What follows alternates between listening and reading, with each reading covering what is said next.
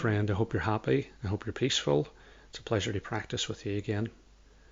One of the things I've always been interested in is how do we get more men interested in mindfulness, being aware of how you feel. As a young man, I was frequently out of touch with my feelings. I was anxious and angry and depressed. But that seems to be a group of people who are hardest to access and hardest to get interested in it. So I thought it might be useful to have a chat with my friend Ian Sneath about what more we can do to get young men to get interested in being in touch with their feelings and practicing mindfulness. Ian's recently returned from living in Plum Village for 2 years. This experience allowed him to immerse himself in Thich Nhat Hanh's mindfulness teachings. And Ian discovered Thai 12 years ago after studying various teachers. In 2014, he attended the 21-day retreat, What Happens When We're Alive, What Happens When We Die, led by Thai himself. And it was a deeply powerful, healing, transformative teaching that made Ian stop and look at the path that his life was on. And mindfulness has given Ian so much benefit, helping every aspect of his life. And his intent is now to dedicate his life to deepening his practice and sharing the teachings of Thich Nhat Hanh. So I started by asking Ian how he got started in the practice. Suffering. That's how I first got into mindfulness. I was always kind of interested in mindfulness, although I didn't even know it's called mindfulness. But I was always kind of interested in philosophical views about things. I got to around about the age of 40, and I'd kind of achieved everything that I kind of set out to achieve, what society told me that was would make you happy. So I got to that kind of age and thought, well, I've got everything I want pretty much, and I can do anything I want. So why am I not really happy? So that's when I first started kind of picking up some books on what makes you happy, and there was like a common thread really of what makes people happy. So that's what started me off, and I quickly found different mindfulness teachers that spoke to me really. Yeah, and who were some of the mindfulness teachers that you looked at? Yeah, well, I think I was really lucky actually, because I stumbled across Eckhart Tolle and The Power of Now quite early on, and that was really profound for me, because I realized that most of my life I'd been running into the future, so to actually stop and be present and in the present moment, which was obviously the power of now's main message, really helped me. And reading other people's kind of like sufferings as well. So I quite liked the book Frazzled actually by Ruby Wax, and I had an aversion to Ruby Wax when I first, I thought, how can she write a book on mindfulness? But it was an amazing book, and she really spoke honestly and truthfully about her own suffering, and a way out, and through neuroscience as well, through science which interested me. But I was very lucky, and then very quickly I found a book by Thich Nhat Hanh, and that massively spoke to me. And I loved his gentleness and his approach, I was pretty hooked from then. Yeah. Yeah, it's funny. Both of us kind of came to mindfulness or had that search for something, and later in our lives. And I find that it is something that's common. That for me, whenever I was a young man, it would never have occurred to me to look for where does happiness lie, and I lack that kind of awareness. And there's something about mindfulness that doesn't quite speak to young men. And so what is it that you think makes it difficult to get young men interested in mindfulness? Yeah, that's a great question, and thought about this a lot. And the kind of feedback we're getting is that, and it's certainly my experience as well, that a lot of mindfulness practice is a little bit flowery, and there's a lot of flower analogies actually, and a lot of mindfulness attracts a lot of females as well, and also of a certain demographic as well, so an older female.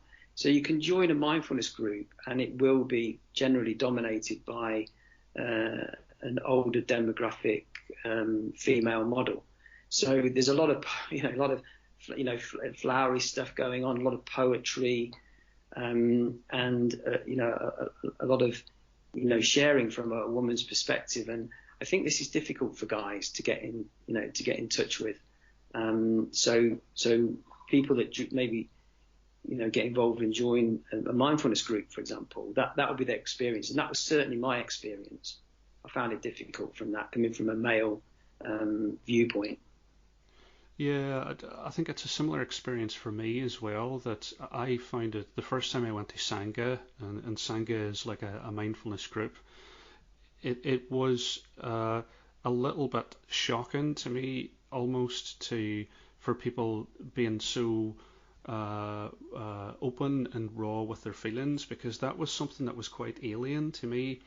And I feel that there's something about young men, they're kind of conditioned to suppress their feelings. You have to man up, you have to tough it out. And so it's not a default setting for young men to be able to first of all be aware of how you're feeling and to be able to speak about how you're feeling. I struggled a lot whenever I was younger, and I feel like I was barely aware of what I was experiencing, and I think that's a tough environment to kind of go into. So if you're not really aware of how you're feeling and what you're struggling with, then to go into an environment where people are very open, relaxed about sharing what they're experiencing, it may not feel like the most natural thing. I had quite a difficult childhood, actually, and that's why I was running from a lot of stuff from childhood, and I kind of lost connection with my feelings, but I lost connection with my body as well, which might sound a bit strange, but I didn't really feel the sensations in my body. I couldn't put names on feelings that I was having. Yeah, certainly, and like you said, it's kind of like I was quite big into sport. And that male, locker room environment and kind of like coaching, and I play quite a bit of football, and it's kind of like, man, exactly what you just said, man up. If you get injured, don't show the opposition that you're hurt. Get up, don't cry. All that kind of stuff. So, yeah, we're conditioned. I mean, I'm a bit older than you, Sean. I'm now 55. And I was brought up in the 70s and 80s, and everything that was coming into our consciousness, through all of our senses, particularly the TV and stuff like that, was all like westerns and cops and robbers and Miami Vice, those kind of programs, which and James Bond, all that kind of stuff, which personified that male tough guy stance, and we had to be cool, calm, and collected, and tough, and all that kind of stuff. And and school was tough for me as well. From that, the guys that were looked up to were the guys that could fight, and the guys that were really into sport, and that real kind of male. Yeah, I don't like the term, that male ego. The bigger the ego that you had, almost like the more you were looked up to. Yeah, I think you're bang on. That the typical male role models that we have are people who are tough, are unfeeling, and I think James Bond is a classic example of that. So he suppresses everything that he feels. He drinks away his problems. He punches away his problems. And then we kind of get into a situation where everyone is kind of looking at the number of young men that have mental health problems, the rates of suicide in young men, and kind of scratching your heads as to well why is this? Why can't young men kind of just talk about their problems and address their mental health? And I think that's something that we really need, is that we need more male role models in the kind of mindfulness mold.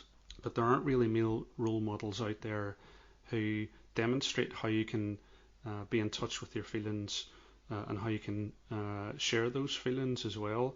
And I think mindfulness is something that could really help young men. I think that's why I have a huge amount of interest in this, is because if I was going back in time to talk about myself in the early 20s, you know, this is something that I would absolutely want to share with that, that young man, is that, it's okay to be anxious. It's okay to be angry. You can be in touch with your feelings, and you can talk about your feelings. And having a model that allows you to share those with other people, like Dharma sharing, is really powerful. I don't know what your experience as Dharma sharing has been, but the first time I did it, it was like a weight was lifted off my shoulders. It was something that I felt initially uncomfortable with, but being able to talk about how I felt in a room where it wasn't going to be judged was just an incredible experience. I think, Sean, that I decided, it was around about 2014, I decided to dedicate my life to this path of awakening,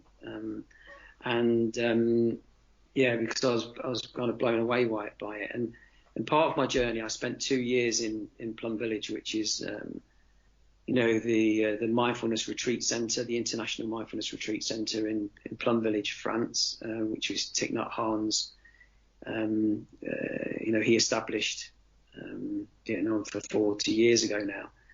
And to actually be with men, being able to share what's going on for you, is incredible, because we live in a society where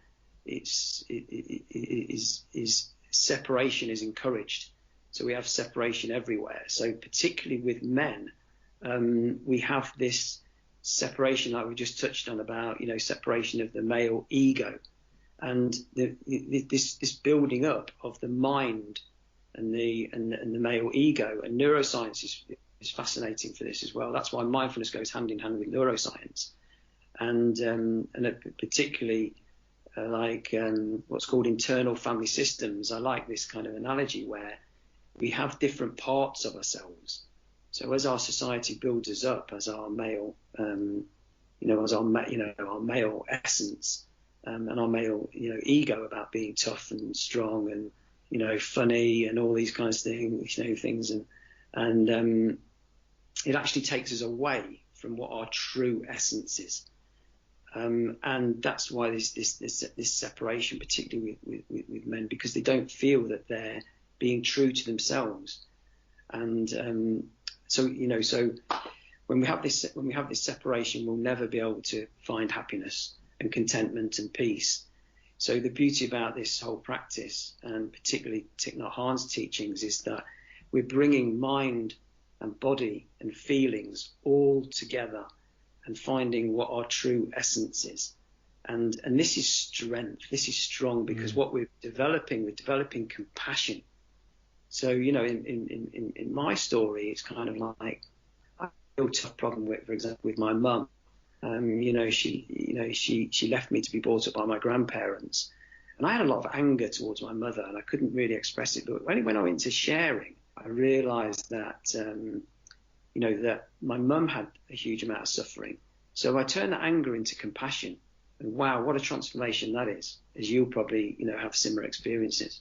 Yeah, I've had a very similar experience as well. It's almost there's almost a perception in society that this is something that you're born with. It's a trait, and you either have it or you don't. And I learned from the practice that that's absolutely not true. That if you start with stillness and awareness, and then you listen with 100% of your attention, then from that listening builds understanding, and then from that understanding comes compassion, and it's been absolutely transformative for me. So how do we get men interested in mindfulness? Well, I think you've touched on it already, Sean. there are amazing role models coming through, because mindfulness is becoming such a movement, a huge movement in itself.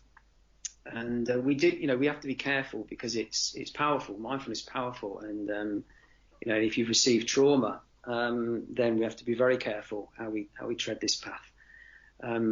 But we need role models, but we've got some pretty amazing role models in and I think we've both done a little bit of martial arts in our time, and it's kind of like Bruce Lee was used to come out with some pretty profound mindfulness stuff and some quotes, and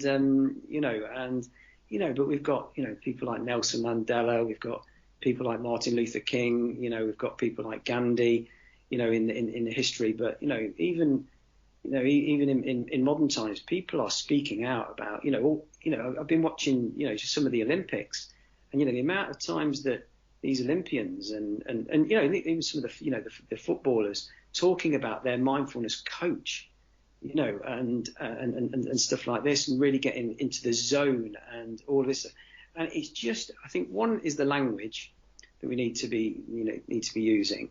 We need to make it more culturally, ourselves. We certainly need to, to share, but we need to get males together, and kind of sharing what's going on for them, because it is really powerful, because it's not, even if you don't want to open up, just listening to other males and their experience of how they've grown up and what's been their influences is hugely powerful.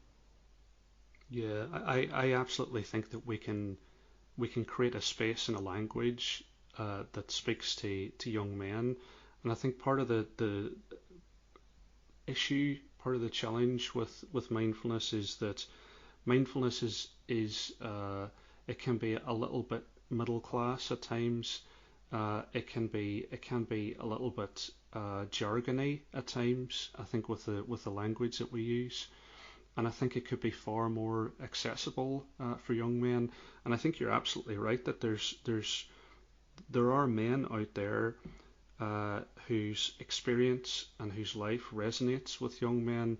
I think another example I would pick out is, I don't know if you know Bob Ross, the painting guy, but it's if you ever watch The Joy of Painting, and Bob Ross is very, very popular with guys on the internet. He was a former drill sergeant in the army, and he screamed at people to get him to do what he wanted, but he never wanted to do that again. So he became a painter, and so he's the soft talking guy on the TV who kind of talks you through painting something, and it's the most mindful TV program that has ever been made. And I think, just as the people that you've listed, there's lots of people out there that we can use to say, it's masculine to be mindful, it's masculine to be aware of your feelings, it's masculine to be compassionate. So I think that's something that we could absolutely bang the drum on. Absolutely, Sean. Absolutely, and I'm definitely going to check Bob Ross out, because I've not heard of him, but I'm definitely going to check that out. But I watched the documentary a few months ago on it's called Game Changers, about people becoming plant based, and you've got Arnold Schwarzenegger on there, and it was you that actually turned me on to Arnold Schwarzenegger from that perspective when you showed a video when we were doing some training on course leadership, and it was brilliant. And it's kind of like, these real strong guys are looking at mindfulness, being compassionate, trying to find out about themselves a bit more, what's going on for them, looking at their ancestry and things like this. Where did their character traits come from? Because it's not just their environment; it's what's gone on through our ancestry, and we know that our ancestors have suffered.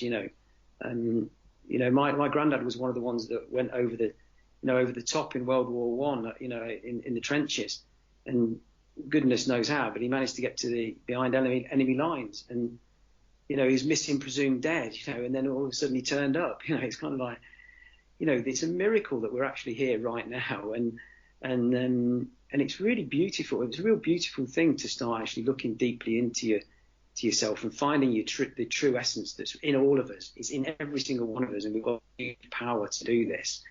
And like you said, the way that we can do this is to like literally stop running around like I was running around like an idiot making money, and being fearful about being poor because I was born into quite a pretty, like I say, pretty tough environment. We had no money and that, so money's always been an issue for me. I think for me to crave after, but to these practices to stop and calm and then learn to change, turn to the positive. We're actually changing our brain. We know through neuroplasticity that we can change the neural pathways. So instead of reacting in a certain way that we've always reacted, something might be said to us and we act angrily, like you say, we can turn this around into compassion. And then if we do this, then we're gonna lead a happier life, Sean, aren't we? And both of us are so, just so passionate about this, mindfulness practice that we do, because it's had so many benefits for us. Yeah, and that's the reason why I'm passionate about sharing it, and I want young men to get into it, because it transformed my life. I literally thought that there was nothing that could be done about the anxiety that I felt, and that nothing could make a difference, and was absolutely shocked from a short amount of time, actually. And Paul Williams talks about this. He talks about 6 weeks. 6 weeks to start to make a really significant difference to your well-being and to your calmness. The difference that I can actually make is that it feels like a young man is that you're almost, suffering is just part of life, and suffering is part of life, but a lot of that is the second arrow, as it's called in the Buddhist tradition, and it's our reaction to things. And actually, we have a lot of power. We have a lot of power over how we react to the events in our lives, how we react to the thoughts as they arise, and the difference that can make to your happiness is absolutely incredible. And I wanted to, just before we finish, Ian, I wanted to ask about the hub that you're setting up in Leicestershire. So I know you've made a lot of progress with it, and do you want to just tell the listeners a little bit about this project that you're taking forward?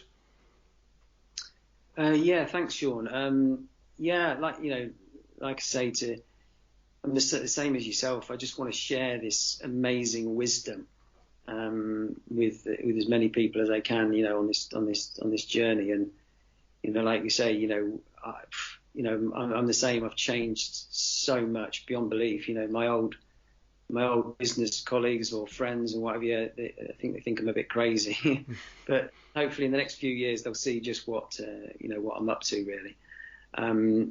So yeah, we've set up a small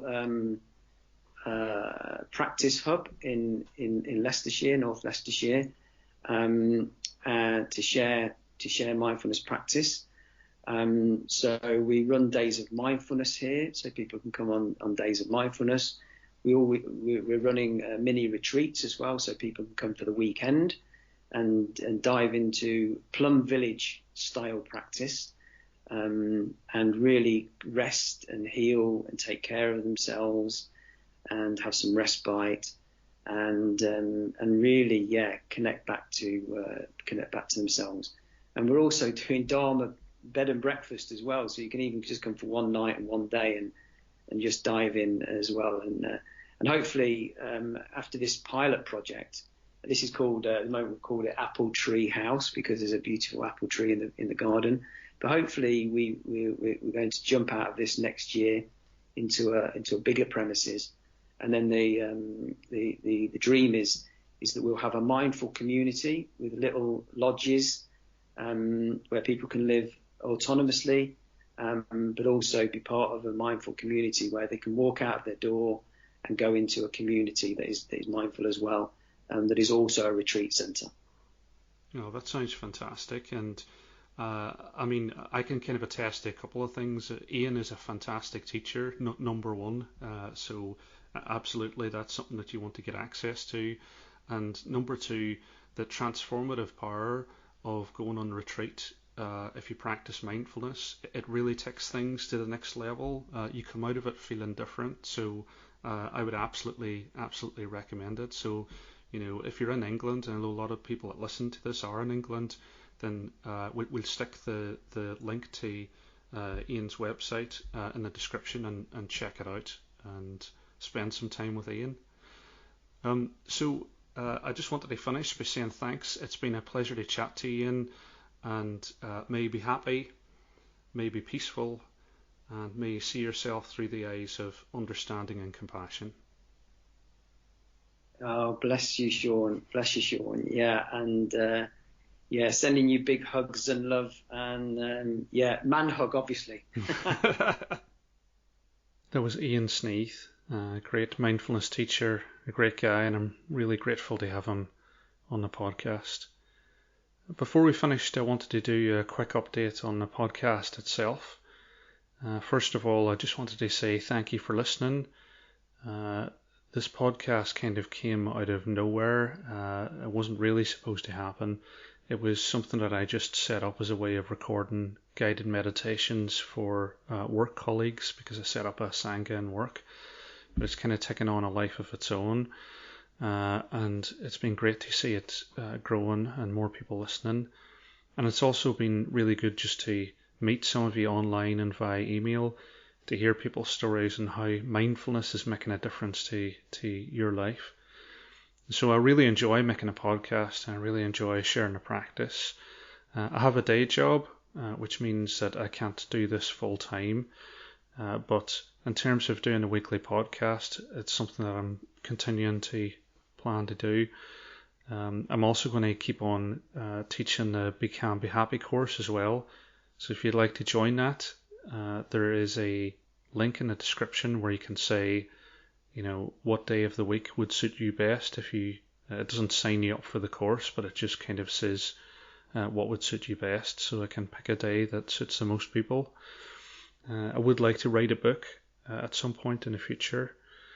But if you'd like to help, then leaving a review or sharing the podcast would be fantastic. If anyone has any social media skills or advice that you can share, or just any ideas generally about the podcast, then please do get in touch. But I just want to say how much I enjoy doing this, and how great it is to get the feedback from you guys. So thank you very much. And may you be happy, may you be peaceful, and may you see yourself through the eyes of understanding and compassion.